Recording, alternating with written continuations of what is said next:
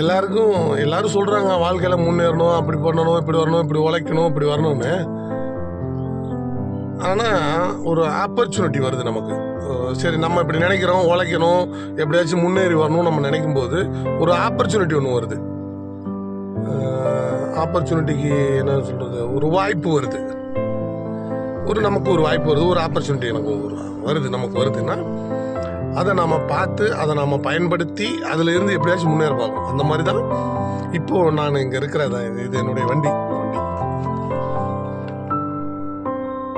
இந்த வண்டிக்கு நான் தான் ஓனர். என்னன்னு சொல்றதுன்னே எனக்கு புரியல. இது எப்படி நான் நம்புறியான்னு கேட்டால் நம்புறேன். ஆமாம், ஏன்னா நான் உண்மையாக உழைச்சிருக்கேன். அது மட்டும் இல்லாமல் நான் நேசிச்சிருக்கேன். நான் ஒரு வண்டி போடணும்னு ரொம்ப விருப்பப்பட்டிருக்கேன். அது மேலே ஒரு காதலாக இருந்திருக்கேன். வெறித்தனமான ஒரு காதலோடு இருந்திருக்கிறேன். அதுக்காக மணி கேட்டிங்கன்னா அதெல்லாம் இல்லை, என்கிட்ட காசு இல்லை. ஆனால் நான் ஆசைப்பட்டேன். இதுதான் உண்மை. காசே கிடையாதுங்க என்கிட்ட. நீங்கள் என்ன வேணா யாரோ ஏதாவது சொல்கிறாங்க, நீங்கள் நம்பினாலும் சரி நம்பாடி சரி, என்கிட்ட காசே கிடையாதுங்க. சொந்த வீடு இல்லை, ஒரு தோட்டம் இல்லை, ஒன்றுமே பேங்க் பேலன்ஸ் எதுவுமே இல்லை. 2 குழந்தைங்க இருக்கிறாங்க, குடும்பம் இருக்குது. அது ஏதோ அன்னாடங்காட்சி மாதிரி சம்பாதிக்கிறது செலவும் சரியாக தான் போயிட்டு இருக்கு.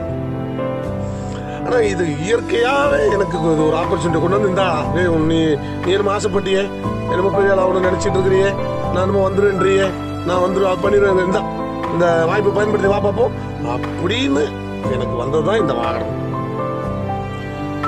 இந்த ஆப்பர்ச்சுனிட்டியை பயன்படுத்தி நான் மேலே வரதும், இன்னும் மென்மேலே வந்து நல்ல ஒரு மனிதனாக வந்து ஒரு நல்ல ஒரு குடும்பஸ்தனாகவும் நல்ல ஒரு பிஸ்னஸ் மேனாகவும் இதுலேருந்தே நான் ஸ்டார்ட் பண்ணலாம்.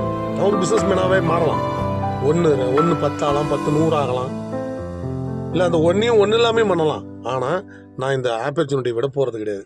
இது எனக்கு கடவுளாக எனக்கு என்னுடைய லட்சியம் கொடுத்த ஒரு ஆப்பர்ச்சுனிட்டி இருந்தாடாங்க. இதை நான் கட்டி காப்பாற்றியே ஆகணும். ரொம்ப விருப்பம், ரொம்ப ஆசை எனக்கு. இதை வந்து நாம் வந்து எப்படியாச்சும் ஒரு நல்ல முறையில் கட்டி அமைச்சிடணும். அவ்வளோதான். ஒரு அழகாக கொண்டுட்டு வந்துடணும். இதை பயன்படுத்திக்கிட்டு நல்ல முறையில் நம்ம வந்து இதாகிடணும்னு இந்த ஆப்பர்ச்சுனிட்டியே இது எல்லாருக்குமே கிடைக்கும். இந்த ஆப்பர்ச்சுனிட்டிங்கிறது எல்லோருக்குமே கிடைக்கும்.